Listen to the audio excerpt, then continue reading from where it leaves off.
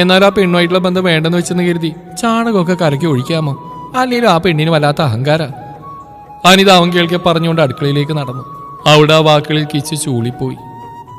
ഇനിയിപ്പോ ചായ വേണമെന്ന് പറഞ്ഞതിന് തനിക്കിട്ടൊന്ന് കൊട്ടിയതാണോ? കിച്ച് ആലോചനയോടെ അനിത പോയ വഴിയെ നോക്കി. കിച്ച് തിരികെ വീട്ടിൽ കയറിയതും അമ്മാമാരും ചെറിയച്ഛനും ഹാളിലിരിക്കുന്ന കണ്ട് പരിങ്ങി നിന്നു. നിന്റെ വിവാഹകാര്യത്തിൽ ഒരു തീരുമാനം ഉണ്ടാക്കാനാ ഞങ്ങൾ വന്ന്. കവിതയുടെ മൂത്ത സഹോദരൻ കലേഷിന്റെ ശബ്ദം ആളിൽ പ്രതിധ്വനിച്ചു. സ്വതവേ ഇത്തിരി ശബ്ദം കൂടുതലുള്ള മനുഷ്യനാണ്. അതുകൊണ്ട് തന്നെ സാധാരണ രീതിയിൽ സംസാരിച്ചാൽ പോലും ഇയാൾ വഴക്കിടുന്നാണോ എന്ന് സംശയിച്ചു പോകും. അമ്മയെ നോക്കി കിച്ചുപതിയെ മൂളി. ഇനി ഇത് വെച്ച് താമസിപ്പിക്കണ്ട, അവർക്കും പെട്ടെന്ന് അടുത്ത് തന്നെയാണ് താല്പര്യം. കിച്ചുവിന്റെ ഉള്ളിൽ ഒരു പിടിവലി തന്നെ നടക്കുന്നുണ്ടായിരുന്നു. അവനൊന്നിലും താല്പര്യമുണ്ടായിരുന്നില്ല എന്നതായിരുന്നു സത്യം. എല്ലാവരും അതിന്റെ ചർച്ചയിലേക്ക് മുഴുകിയതും കിച്ചുപതിയെ മുറിയിലേക്ക് നീങ്ങി. അവിടെ നിൽക്ക്. ചെറിയച്ഛൻ. ആ ശബ്ദത്തിൽ അവനൊന്ന് ഞെട്ടി. കിച്ചു തിരിഞ്ഞ അയാൾ എന്തിനാണ് വിളിച്ചതെന്ന് സംശയത്തോടെ നോക്കി. നിന്റെ വിവാഹം സംബന്ധിച്ച കാര്യങ്ങളാ ഇവിടെ സംസാരിക്കുന്നത്. അതിൽ നിനക്കൊന്നും പറയാനില്ലേ? അത് പ്രത്യേകിച്ചൊന്നുമില്ല, എല്ലാവരും കൂടെ അങ്ങ് തീരുമാനിച്ചാൽ മതി. കിച്ചു അലസമായി മറുപടി നൽകി. എല്ലാവരും കൂടെ ഒന്ന് തീരുമാനിച്ചിരുന്നു. അതിനുശേഷാ ഈ വീണ്ടും മുമ്പിൽ ഒരു പെൺകുട്ടി വന്ന് നിന്ന് പ്രശ്നം ഉണ്ടാക്കിയത്. അയാളുടെ സ്വരത്തിൽ ഇത്തവണ മുന്നിട്ട് നിന്ന് പരിഹാസമായിരുന്നു. ഇനി ആരെങ്കിലും ഇങ്ങനെ വരാനോ ഞങ്ങൾ അപമാനിക്കാനോ ഉണ്ടെങ്കിൽ ഇപ്പൊ പറയണം. എല്ലാം തീരുമാനിച്ചിട്ടൊടുവിൽ പന്തലിലേതെങ്കിലും ഒരുത്തി കുഞ്ഞിനെയും കൊണ്ട് കയറി വരുമെന്ന് പോലും ഞങ്ങൾക്കിപ്പോ സംശയമുണ്ട്. ചെറിയച്ഛൻ പറഞ്ഞു നിർത്തിയതും കിച്ചുവിന്റെ മുഖത്തെ രക്തമായി ഉണ്ടായിരുന്നില്ല. അങ്ങനെയൊന്നുമില്ല. അവന്റെ സ്വരം പതറി. അങ്ങനെ ഇല്ലെങ്കിൽ നിനക്ക് കൊള്ളാം, ഇല്ലെങ്കിൽ നിന്റെ കഴുത്തിന് പിടിച്ച് പുറത്തുള്ളെന്ന് ഈ ഞാൻ തന്നെയായിരിക്കും. ആ പറഞ്ഞതിൽ അടങ്ങിയിരിക്കുന്ന താക്കീത് കിച്ചുവിന് വ്യക്തമായിരുന്നു. മറ്റുള്ളവരെ പോലെയല്ല, ചെറിയച്ഛന് വെട്ടൊന്ന് തുണ്ടരണ്ട് എന്ന സ്വഭാവമാണ്. ആർച്ചിയുടെ കാര്യം അറിഞ്ഞിട്ടും അതിനെക്കുറിച്ച് പ്രത്യേകിച്ചൊന്നും സംസാരിക്കാത്ത അവനിൽ ആശ്വാസം നിറച്ചിരുന്നു. അതാണിപ്പോൾ ഇല്ലാതായത്. കിച്ചുവിന്റെ മുഖം താഴ്ന്നുപോയി. സതീഷേ മതി, സന്തോഷ് പതിയെ പറഞ്ഞു. അല്ലെങ്കിലും ഞാൻ ഇനിയൊന്നും പറയുന്നില്ല കേട്ടാ. എനിക്ക് ഇവനോടൊന്നും സംസാരിക്കാനും താല്പര്യമല്ല. സതീഷിന്റെ ആ വാക്കുകളിൽ കവിതയ്ക്ക് അമർഷം തോന്നി. എല്ലാവരുടെയും മുമ്പിൽ കിച്ചു അപമാനിതനായി നിൽക്കുന്നത് അവർക്ക് സഹിക്കാൻ സാധിച്ചില്ല. അങ്ങനെ ഒരു സാഹചര്യത്തിലേക്ക് അവൻ എത്തിച്ചതിൽ ആർച്ചിയോട് അവർക്ക് അതിയായ ദേഷ്യം തോന്നി. പ്രണയിച്ച് എല്ലാവരും വിവാഹം കഴിക്കുന്നുണ്ടോ? ഇതൊക്കെ സാധാരണയായിട്ട് നടക്കുന്നല്ലേ? പിന്നെ ആ ഫോണിൽ പറഞ്ഞു അബദ്ധം പറ്റിയതല്ലേ എന്നൊക്കെ അവർ സ്വയം ന്യായങ്ങൾ കണ്ടെത്തി സമർത്ഥിക്കാൻ ശ്രമിച്ചു. എത്രയായാലും കാക്കക്കും തൻ കുഞ്ഞ് പൊൻകുഞ്ഞാണല്ലോ. പക്ഷേ തൻ്റെ കുഞ്ഞ് പൊന്നല്ല, ഒരു റോൾഡ് ഗോൾഡാണെന്ന് മനസ്സിലാക്കാൻ കവിതയ്ക്ക് സമയമായിരുന്നില്ല. ഇപ്പോഴെന്തെങ്കിലും പറഞ്ഞ ഒരു വഴക്കില്ലാതെ കലാശിക്കുമെന്ന തിരിച്ചറിവിൽ കവിത മൗനം പാലിച്ചു. പിന്നീട് നടന്ന ചർച്ചകളിൽ എല്ലാവരും സജീവമായി പങ്കെടുത്തുവെങ്കിലും കിച്ചുവും കവിതയും മാത്രം നിശബ്ദരായി നിന്നു. ഏറെ നേരം നീണ്ടു നിന്ന ചർച്ചയ്ക്കും മനകയുടെ വീട്ടിലേക്കുള്ള ഫോൺ വിളികൾക്കുമെല്ലാം ഒടുവിൽ ഒരാഴ്ചക്കുള്ളിൽ നിശ്ചയം നടത്താൻ ധാരണയായി. ഒന്നിലും പൂർണ്ണമായി ഇടപെടാൻ സാധിക്കാതെ, സന്തോഷിക്കാൻ സാധിക്കാതെ അതൃപ്തമായ മനസ്സുമായി കിച്ചു എല്ലാം നോക്കിക്കണ്ടു. എല്ലാവരും പോയി കഴിഞ്ഞ് അവൻ മുറിയിലേക്ക് ചെന്ന് വസ്ത്രം പോലും മാറാതെ ബെഡിലേക്ക് വീണു. എന്തിനു വേണ്ടിയാണോ ആർച്ചയെ ഒഴിവാക്കിയത് അതിലൊന്നും മനസ്സുറന്ന് സന്തോഷിക്കാൻ പോലും സാധിക്കുന്നില്ലല്ലോ എന്നവൻ അസ്വസ്ഥതയോടെ ഓർത്തു. വൈകുന്നേരം കോളേജിൽ നിന്ന് മടങ്ങിയെത്തിയ കീർത്തിയുടെ മുഖത്തും കാര്യമായ തെളിച്ചൊന്നും ഉണ്ടായിരുന്നില്ല. ക്ലാസ്സിലെല്ലാവരും കാര്യങ്ങളെല്ലാം അറിഞ്ഞതും സാമാന്യം നല്ല രീതിയിൽ തന്നെ എല്ലാവരും പരിഹസിച്ചു വിട്ടു. ആർച്ചയോടെല്ലാം പറഞ്ഞാൽ മതിയായിരുന്നു എന്നുവരെ അവൾ ചിന്തിച്ചു പോയി. സ്വന്തം സന്തോഷത്തിനു വേണ്ടി ചെയ്ത കാര്യം രണ്ടുപേരും ഒട്ടും സന്തോഷിക്കാൻ സാധിക്കാത്ത അവസ്ഥയിലേക്ക് എത്തിച്ചിരിക്കുന്നു. ദിവസങ്ങൾ അതിവേഗം കടന്നുപോയി. ക്ലാസ്സിൽ പോലും ആർച്ചയും കീർത്തിയും തികച്ചും അപരിചിതരായി മാറി. ആർച്ചയുടെ ഉള്ളിൽ വെറുപ്പായിരുന്നുവെങ്കിൽ കീർത്തിയുടെ ഉള്ളിൽ കുറ്റബോധവും ഭയവുമായിരുന്നു. പതിവ് പോലെ കോളേജിൽ പോകാനായി ബസ് സ്റ്റോപ്പിലേക്ക് നടക്കുന്നതിനിടയിൽ അവളുടെ കണ്ണുകൾ കിച്ചുവിന്റെ വീട്ടിലേക്ക് പാളി വീണു. 2 ദിവസമായി ആർച്ചയെ ക്ലാസ്സിൽ കാണാറില്ല. എന്തു പറ്റിയെന്ന് ആർക്കും അറിയുകയില്ല. പതിവില്ലാതെ വീടിന് മുമ്പിൽ ആൾക്കാരും ബഹളമൊക്കെ കണ്ടപ്പോൾ ആർച്ചയുടെ ഉള്ളിൽ സംശയം നിറഞ്ഞു. ആരോടെങ്കിലും ചോദിച്ചാലോ എന്ന് പോലും അവൾക്ക് തോന്നി. ഒന്നുമില്ല, ഒരു തൊര, അറിയാനുള്ള വെറും ആഗ്രഹം. ഡോ പെട്ടെന്നൊരു വിളിച്ച കേട്ട് ആർച്ച തിരിഞ്ഞു നോക്കി. ഹോസ് താഴെയിട്ട് ടാപ്പ് ഓഫ് ചെയ്ത് പത്മ ഗേറ്റിനരികിലേക്ക് വരുന്നുണ്ടതും ആർച്ച ചിരിച്ചു. ഇവിടെ വാടോ. ഗേറ്റിനടുത്ത് നിന്ന് പത്മ അവൾ അടുത്തേക്ക് വിളിച്ചു. ആർച്ചയൊന്ന് സംശയിച്ച് നിന്നു. കഴിഞ്ഞ ദിവസങ്ങളിലൊക്കെയും താൻ കോളേജിലേക്ക് പോകുമ്പോൾ മുടങ്ങാതെ രാവിലെ ചെടി നനയ്ക്കുന്നത് കാണാറുണ്ട്. വൈകുന്നേരം സിറ്റ് ഔട്ടിലുണ്ടാവും. എന്നും തന്നോട് പുഞ്ചിരിക്കുകയും ചെയ്യും.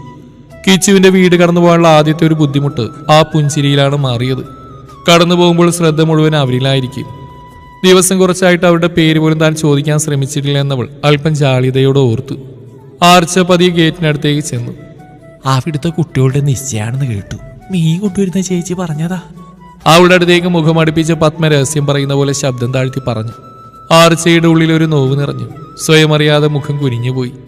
അതെ, കുട്ടി സങ്കടപ്പെടിയൊന്നും വേണ്ട. അവൻ നേരത്തെ പോയത് നന്നായി. മോളെ കല്യാണം കഴിച്ച് കുറെ കാലം ഒരുമിച്ച് ജീവിച്ച് കഴിഞ്ഞതിന് ശേഷമാണ് അവനിതൊക്കെ തോന്നിയതെങ്കിലോ? പത്മ അവിടെ കയ്യിൽ പിടിച്ചു. ആർച്ച പതിയെ തലയാട്ടി ചെറുതെങ്കിലും ഒരു പുഞ്ചിരി നൽകി. ഞാൻ തന്നെ പരിചയപ്പെടെന്ന് കരുതി നിൽക്കുകയായിരുന്നു. രാവിലെ കോളേജിൽ പോകാനുള്ള തിരക്കല്ലേ, അതാ ഞാൻ പിന്നെ ശല്യം ചെയ്യാണ്ടിരുന്നത്. പത്മ അവൾക്ക് നേരെ കൈ നീട്ടി. പത്മ. ആർച്ച.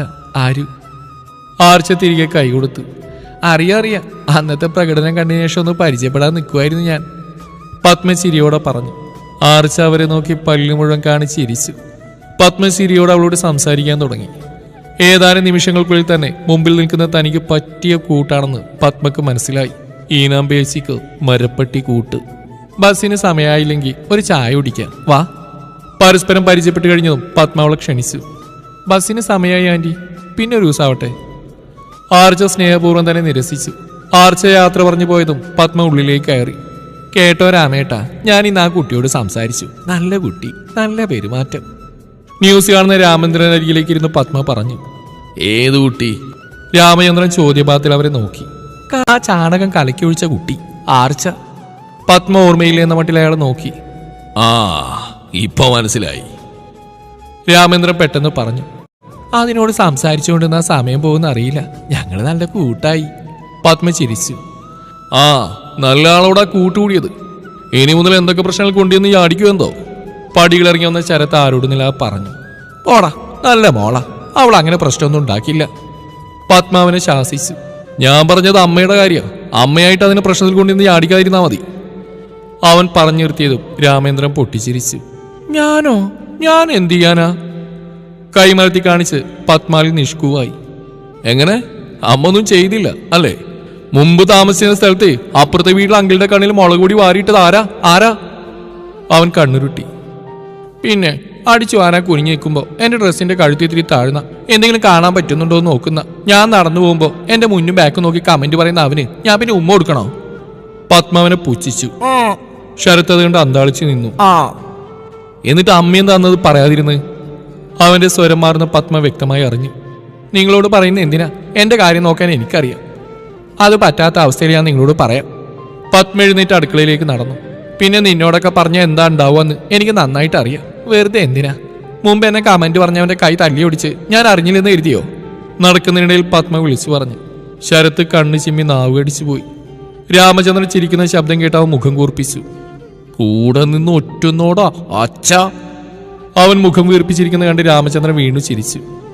സത്യമായിട്ട് ഈ രക്തത്തിൽ എനിക്ക് പങ്കിലടാ ചെറുക്ക. ആ പയ്യന്റെ അമ്മ അവനെയും കൊണ്ട് അവളെ കാണാൻ വന്നിരുന്നു. മാപ്പ് പറയാൻ. ഇനി ഉപദ്രവിക്കരുതെന്നും പറഞ്ഞ് കരഞ്ഞിട്ടാ പോയത്. അയാൾ ചിരിയോടെ പറഞ്ഞു. ശരത്ത് തലയാട്ടി അമ്മ പോയ വഴിയെ നോക്കി ചിരിച്ചു. അവധി ദിവസമായതിനാൽ രാവിലെ അമ്പലത്തിൽ വന്നതായിരുന്നു ആർച്ച. കൂടെ പത്മയും. പ്രസാദം വാങ്ങിച്ച് തിരിഞ്ഞപ്പോഴാണ് തൊട്ടുപുറകിൽ നിൽക്കുന്ന കവിതയെ കണ്ടത്. ആർച്ച കണ്ട ഭാവം നടിക്കാതെ അവരെ മറികടന്ന് നടന്നു നീങ്ങി. പുറകെ കവിതയെ നോക്കി ഒന്ന് ചിരിക്കണോ വേണ്ടയോ എന്ന സംശയത്തോടെ പത്മയും. ഒരു ചിരിയോടെ അമ്പലത്തിന്റെ ഓരോ ഭാഗത്തേക്കും ചൂണ്ടി എന്തൊക്കെയോ പറഞ്ഞുകൊണ്ട് നടന്നു പോകുന്ന ആർച്ചയെ കണ്ടതും കവിതയുടെ ഉള്ളിൽ അമർഷം നിറഞ്ഞു. വിവാഹ നിശ്ചയം കഴിഞ്ഞ് ഏതാനും ദിവസങ്ങളായിരുന്നു. അന്നത്തെ പ്രശ്നത്തിന് ശേഷം തന്റെ വീട്ടിൽ ആരൊന്നും ചിരിച്ചു കണ്ടിട്ടില്ലെന്ന് കവിത ഓർത്തു. നിശ്ചയത്തിന് പോലും രണ്ടുപേരും തെളിച്ചമില്ലാത്ത മുഖത്തോടെയായിരുന്നു. സ്കൂളിൽ ആരൊക്കെയോ പറഞ്ഞു മറ്റോ അറിഞ്ഞ ആൾക്കാരിൽ മിക്കവരും തന്നെ കാണുമ്പോൾ പരിഹാസം കലർന്നൊരു ചിരിയിരിക്കും. അടുത്തറിയാവുന്ന ഒന്നോ രണ്ടോ അധ്യാപകർ മാത്രമാണ് ആർച്ച ചെയ്ത് അല്പം കടന്നുപോയി എന്ന് പറഞ്ഞത്. ബാക്കി എല്ലാവർക്കും ഒരുതരം പരിഹാസമാണ്, കുട്ടികൾക്കുൾപ്പെടെ. കവിത പ്രസാദം വാങ്ങിച്ച് ധൃതിയിൽ അവർക്ക് പിറകെ നടന്നു. അപ്പോഴേക്കും പ്രദക്ഷിണം കഴിഞ്ഞ് ആർച്ചയും പത്മയും പുറത്തേക്ക് ഇറങ്ങിയിരുന്നു. ചേച്ചി! ചെരിപ്പിടുകയായിരുന്ന പത്മയെ കവിത ഉച്ചത്തിൽ വിളിച്ചു. പത്മയും ആർച്ചയും ഒരുപോലെ തിരിഞ്ഞു നോക്കി. നിറഞ്ഞ ചിരിയോട് അടുത്തേക്ക് വരുന്ന കവിതയെ രണ്ടുപേരും അന്താളിച്ച് നോക്കി.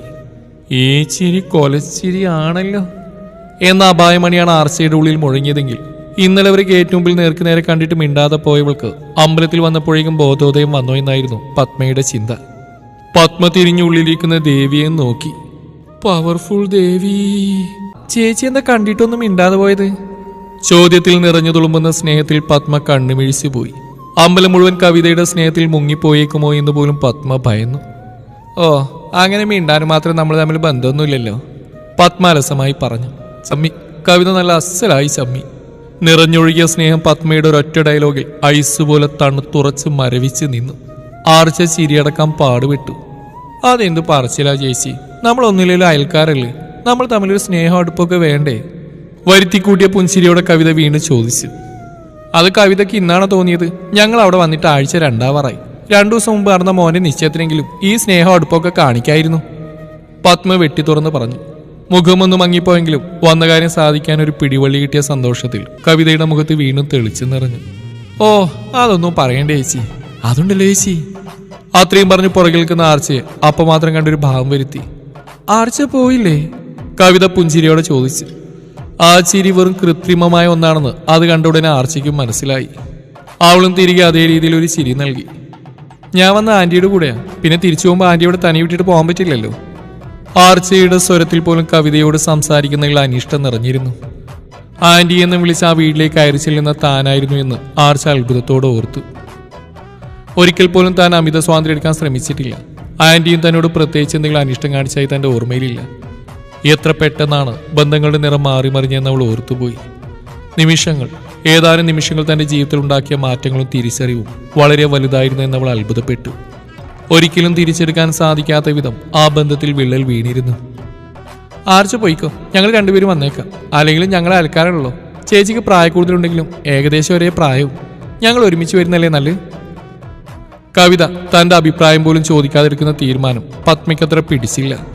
പോരാത്തിന് ആ പ്രായം പറഞ്ഞ് തന്നെ കിളവിയെന്ന് വിളിക്കാതെ വിളിച്ചതല്ലേ എന്നുള്ളൊരു സംശയം. പത്മ ആർച്ചയെ നോക്കി. തന്റെ തീരുമാനം അറിയാൻ വേണ്ടി നിൽക്കുന്നുണ്ട്. മുഖത്ത് കവിത പറഞ്ഞുള്ള അനിഷ്ടം വ്യക്തമായിട്ട് അറിയാം. എങ്കിൽ മോള് ചെല്ലി, ആന്റി വരാം. ആർച്ചയുടെ മുഖം വാർന്ന് പത്മ കൗതുകത്തോടെ നോക്കി. അവർക്ക് അവളോട് വാത്സല്യം തോന്നി. അതേസമയം കവിതയുടെ ഉള്ളിൽ ആനന്ദം നിറഞ്ഞു.